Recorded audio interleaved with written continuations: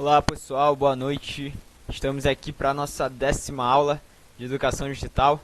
Sou o professor Rafael e vamos dar prosseguimento à nossa 10ª aula. Sejam muito bem-vindos ao curso de Educação Digital. Hoje os nossos temas abordados serão a importância do letramento digital na educação infantil, a evolução da educação, sugestões de atividades sobre letramento utilizando mídias digitais. Então pessoal, vamos dar prosseguimento. Muito boa noite, ótimo final de semana aí para todos nós. Hoje é sexta-feira. Então vamos começar aqui com a importância do letramento digital na educação infantil. Então pessoal, tem um textinho aqui, vamos ler. O letramento digital é importante para preparar os alunos que são uma geração do futuro, a usarem tecnologias de forma responsável e que traga resultados positivos para a vida pessoal e profissional deles. Então, alguns podem entender o letramento digital, pessoal, como a alfabetização das pessoas para usar e entender os meios digitais, como ler e escrever em computadores e celulares. Porém, pessoal, o letramento digital vai muito além. Áreas da tecnologia apresentam muitos conteúdos repletos de códigos, ações, mecanismos e plataformas que devem ser compreendidos enquanto consumidos pelos usuários.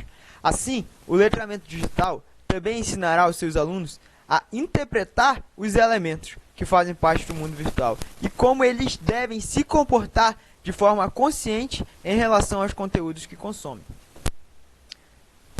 Então, pessoal, o letramento digital ele vai muito além daquilo que é só saber ler e escrever em um computador, saber ler e escrever celulares. Ele vai além, ele chega na parte de códigos, em saber como comandar ações, em saber como lidar com vírus, né? Como já estudamos aqui sobre segurança digital.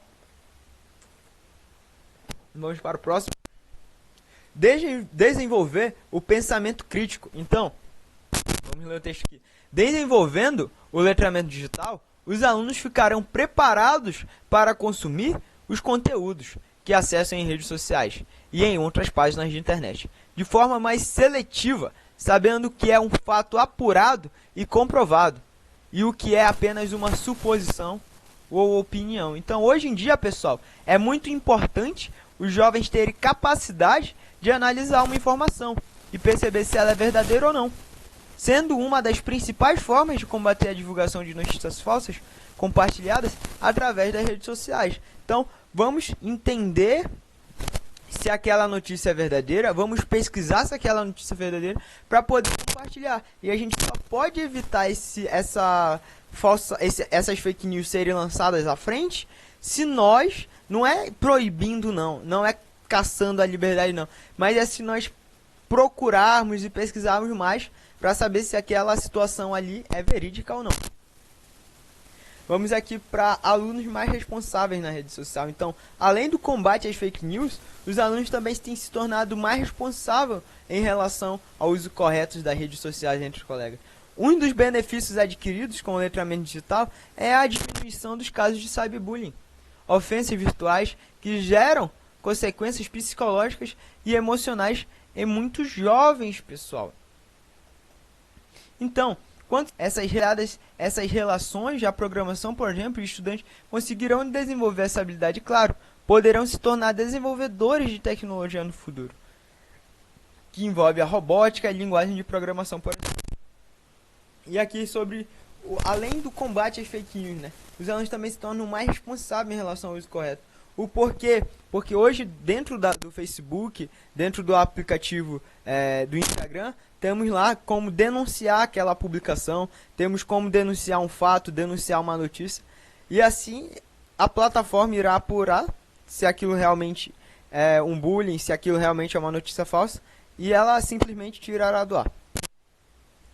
Então vamos aqui para o próximo, que é desenvolvendo da comunicação e foco. Então, o letramento digital também desenvolve a comunicação e o foco dos alunos. Uma melhor comunicação é importante para que os jovens tenham mais interação uns com os outros, além de ajudar na relação que criarão no futuro. As atividades realizadas durante o processo de ensino também estimulam a colaboração entre os alunos, além de mantê-los focados.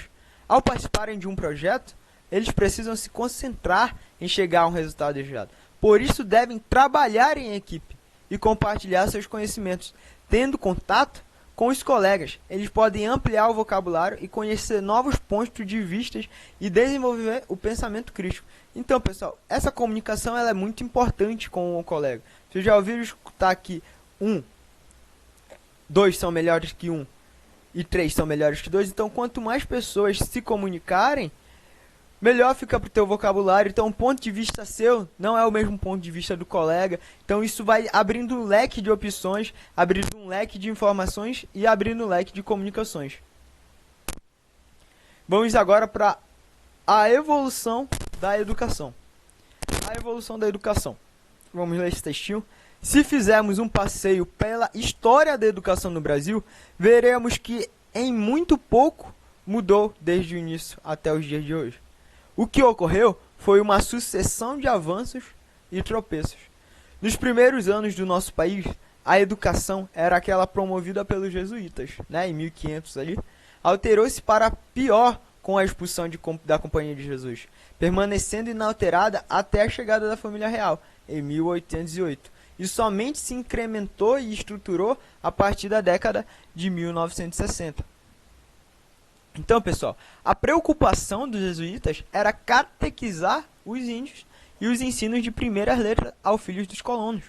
A despreocupação com a escola se devia ao fato de ser uma colônia rural, em que se dependia apenas da força braçal. A escolarização era vista como algo desnecessário, pois atividades eram eminentemente braçais, para as quais o saber ler e escrever consistia em um luxo, pois pensava-se que para um trabalhador da roça precisava saber ler e escrever, seu serviço era lavrar o chão, Talvez, por esse motivo, quando a Companhia de Jesus foi expulsa do Brasil, o processo escolar ficou adormecido, mesmo porque durante o período, aos filhos da elite, quando isso parecia conveniente, havia a possibilidade de estudar na Europa. Então, por um certo momento, o nosso país ele ficou sem ali a possibilidade de aprendizagem, com a saída dos jesuítas do Brasil, E ali só ficaram capacitados somente os filhos da elite, E muitas das vezes nem estudavam aqui no Brasil, teriam que ir lá para a Europa.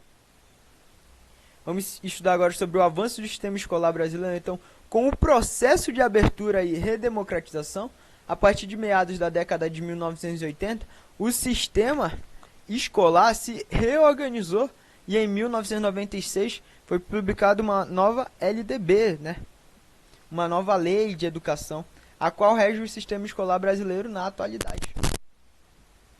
Vamos estudar agora sobre as desigualdades sociais, que as diferenças socioeconômicas interferem na educação. Não é novidade para ninguém. O problema de infraestrutura e falta de professores e distância entre casa e escola são apenas alguns dos problemas enfrentados pelos alunos, que fazem parte da parcela mais pobre da população. Então, pessoal, infelizmente, o baixo desempenho escolar também diminuiu as ambições dos jovens, estatisticamente no Brasil. Apenas 1 em cada 25 alunos são privilegiados e esperam concluir o ensino superior. Dentre os pobres, esse índice é mais alto. 1 em cada 10 tendem a concluir aí o ensino superior. A questão do professor na sala de aula, ao contrário do que muitos podem imaginar, o país está abaixo da média, quando o assunto é a falta de professores. Enquanto nas escolas menores privilegiadas, 17% dos alunos informam ser prejudicado pela falta de professores, a média desse índice nos países da OCDE é de 34%. Em escolas mais ricas, a taxa é de 8%, sendo que a média das outras nações é de 18%. Então, pessoal, para reverter essa situação, o PISA, que é um desenvolvimento tecnológico aí, defende que o uso da tecnologia é essencial se quisermos conquistar os jovens em um mundo onde a internet está cada vez mais presente. Além disso, os especialistas acreditam que educar os estudantes sobre essas novas ferramentas é essencial para a construção de um mundo melhor. Então, pessoal, fica muito mais viável ali o aluno ter o seu acesso escolar dentro da sua casa, dentro de sua internet, Perde ali toda a preocupação com ônibus, todo atraso ali de vida para ir para a escola e voltar. Então isso diminui também a taxa de desigualdade na questão da educação. E mais liberdade, né, para professores aí estarem passando o seu conhecimento à frente. Alunos desestimulados. Outra questão que interfere na educação dos brasileiros é a atmosfera escolar.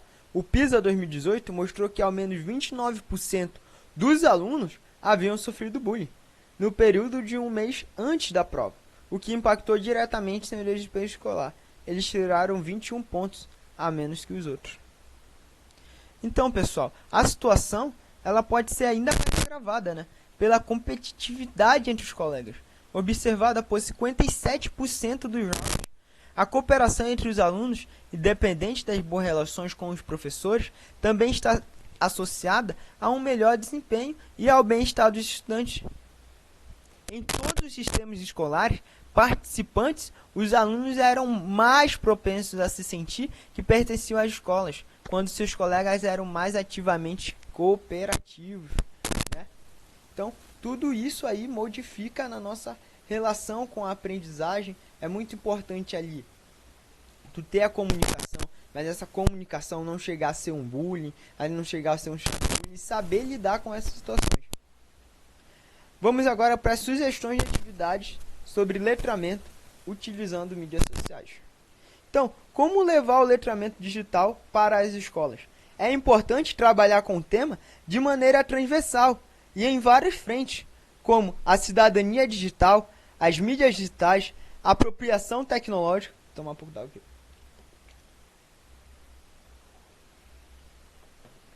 Apropriação tecnológica, especificidade das tecnologias, digitais da informação, da comunicação e das mídias sociais. Os estudantes refletem sobre diversos assuntos ao mesmo tempo, em que se tornam produtores de conteúdos, ao criar podcasts, blogs, e-books, ou mesmo realizar um curta-metragem. Conheça as mídias digitais, às quais os alunos têm acesso.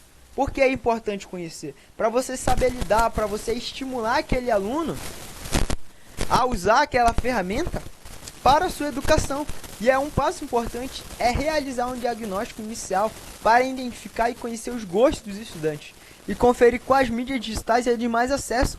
Dessa forma, você poderá potencializar o trabalho em sala de aula de maneira personalizada, considerando o conhecimento prévio dos estudantes e trazer interatividade e pertencimento às atividades envolvidas. Planeje suas atividades e objetivos. O planejamento é essencial para qualquer atividade. Definir os objetivos e qual a ênfase você pretende dar a uma atividade para alcançar determinado resultado. Deve ser pensado com cuidado. Você quer trabalhar respeito e ética, a apropriação tecnológica, mídias e linguagens digitais. O ponto de partida é sempre a aprendizagem. Então, abra espaço para o processo de criação. O processo criativo pode ser surpreendente. Propicie que os estudantes vivenciem a autoria com atividades de pertencimento. Uma das possibilidades é desenvolver em sala o remix, que permite trabalhar com algo existente, transformando-o em conteúdo diferente, derivado do primeiro. Um exemplo é um potpourri de uma música ao meme, né? Envolva diversos gêneros digitais nas atividades. Atualmente, o mundo digital oferece uma diversidade de gêneros que fazem parte do universo dos estudantes e que circulam nas mídias, como fanfic, vlogs, sages, vídeos, minutos, que podem ser transformados e adaptados para conteúdos que estão sendo trabalhados em sala de aula. Então, pessoal, esse daqui foi as várias formas de letramento utilizando mídia digital. Então, tudo isso aqui que falamos é um tipo de letramento e você tem que saber usar. No caso da educação digital, né? Pessoal, ficamos aqui por essa aula. Muito obrigado pela atenção de vocês. Muito obrigado pelo feedback. Estamos na nossa 10ª aula. Faltam somente 20. Está terminando, pessoal. Ficamos aqui com uma frase do famoso Bill Gates, que é: a internet está se transformando na praça centro da aldeia global do amanhã. Então, a internet está se transformando, né?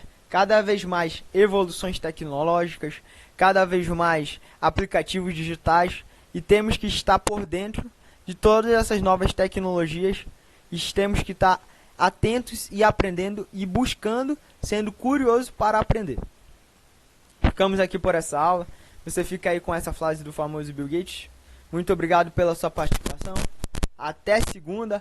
Bom final de semana. Tchau, tchau.